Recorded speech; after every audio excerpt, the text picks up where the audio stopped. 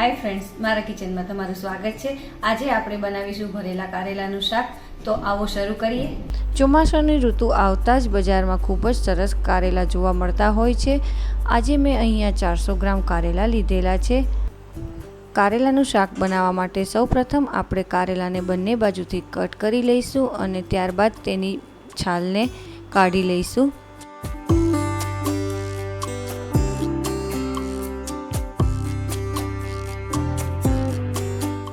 આવી જ રીતે આપણે બધા જ કારેલાની છાલને કાઢી લઈશું। તમે જોઈ શકો છો કે અહીંયા મેં બધા જ કારેલાની છાલને કાઢી લીધી છે। હવે આપણે કારેલાને વચ્ચેથી આપણે કટ લગાવીશું અને તેની અંદરથી આપણે તેના બીજ કાઢી લઈશું। જો કારેલા એકદમ કૂણા હશે તો અંદર બીજ બિલકુલ નહીં હોય।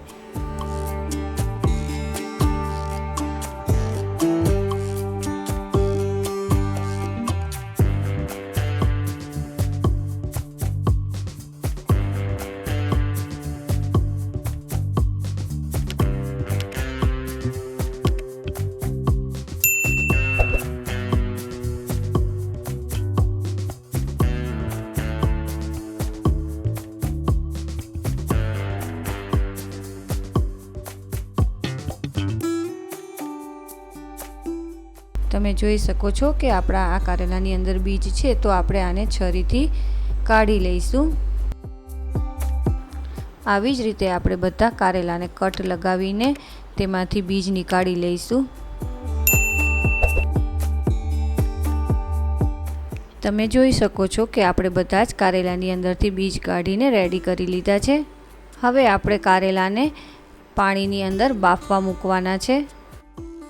એના માટે મેં એક કડાઈમાં 2 ગ્લાસ જેટલું પાણી લીધું છે અને તેમાં થોડું મીઠું નાખીશું અને 1 ચમચી જેટલી હળદર નાખીશું, જેનાથી આપણા કારેલાનો કલર જળવાઈ રહેશે।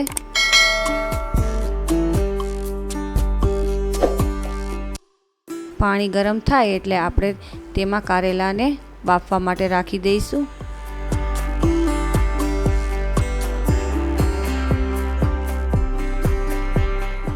અહીંયા આપણે કારેલાને 5 થી 7 મિનિટ સુધી જ બાફવાના છે અને કારેલાને 80% જેટલા જ બાફવાના છે, કેમ કે આપણે વધારે એને બાફી લઈશું તો આપણે તેની અંદર મસાલો ભરતા ફાવશે નહીં।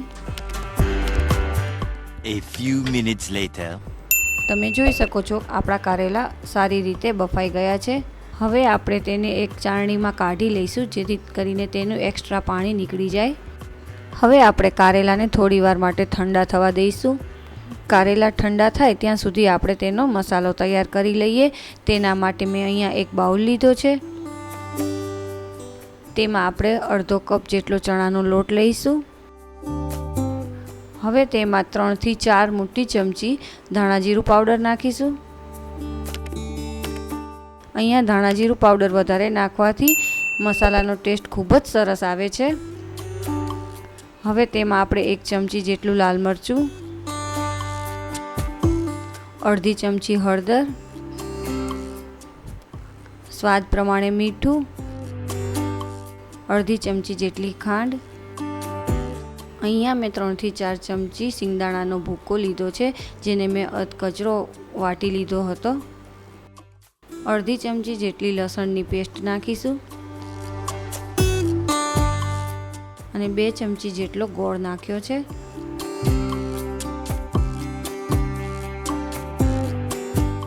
હવે આપણે આમાં 2 ચમચી તેલ નાખીશું અને મસાલાને સારી રીતે મિક્સ કરી લઈશું।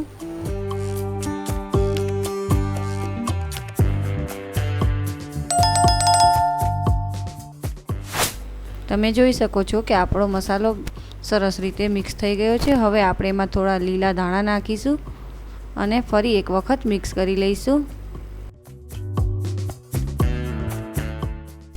તમે જોઈ શકો છો કે આપણો મસાલો રેડી થઈ ગયો છે અને આપણા કારેલા પણ ઠંડા થઈ ગયા છે। હવે તેની અંદર જો હજી પણ એક્સ્ટ્રા પાણી હોય તો આપણે હલકા હાથેથી દબાવીને તેમાંથી કાઢી લઈશું।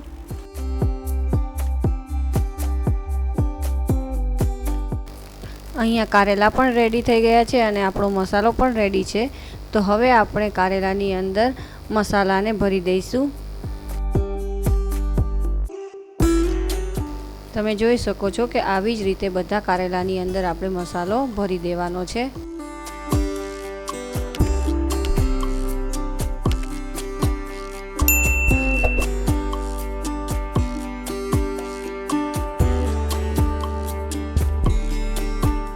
તમે જોઈ શકો છો કે આપણા બધા જ કારેલા રેડી થઈ ગયા છે.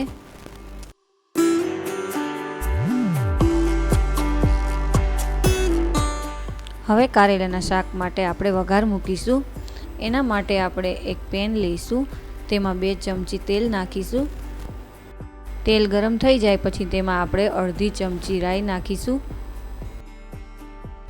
અડધી ચમચી હિંગ નાખીને આપણા બધા ભરેલા કારેલાને તેની અંદર મૂકી દઈશું.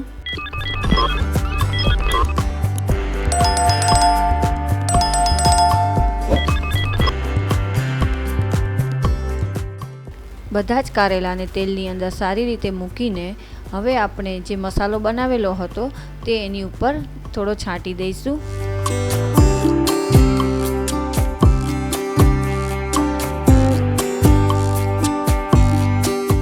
હવે આપણે ગેસની ફ્લેમને એકદમ સ્લો રાખીને 10 મિનિટ માટે ઢાંકીને કૂક થવા દઈશું, જેથી કરીને આપણા કારેલા અને મસાલો બધું જ સરખી રીતે કૂક થઈ જાય.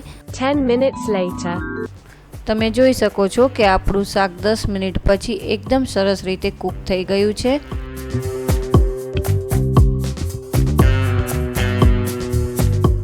હવે આપણે એને પ્લેટમાં કાઢીને સર્વ કરીશું.